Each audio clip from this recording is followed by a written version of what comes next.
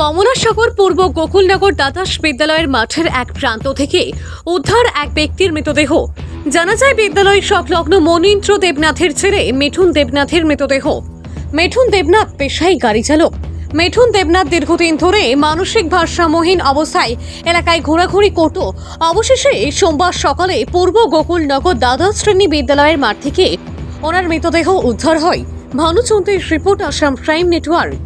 আজকে আমাদের থানাতে একটা ইনফরমেশন আসে লোকাল থেকে এবং স্কুলের হেডমাস্টারবাবুর থেকে যে স্কুল মাঠেই একটা ছেলে মৃতদেহ পড়ে আছে। তো তারা এলাকাতে লোকজন যখন আসে জানতে পারে তার নাম মিঠুন দেবনাথ, বাবার নাম মনীন্দ্র দেবনাথ। তো স্কুলের পাশেই ওর বাড়ি। সে দীর্ঘদিন ধরে অসুস্থ ছিল। তো কালকে বিকাল পর্যন্ত এখানে যারা খেলাধুলা করেছে অনেকে দেখেছে বসেছিল এখানে। তো বিকালের পরে সন্ধ্যার দিকে হয়তো যে কোনো সময় সে এখানে মারা গেছেন। তো এই খবর পেয়ে আমরা এসেছি। তো বাড়িঘরের লোকজনকে আমরা ডেকে এনেছি। আমরা একটা ইউডি কেস নিচ্ছি, নিয়ে তার পোস্টমর্টম করে আমরা বাকি কাজ যেটা আছে সেটা আমরা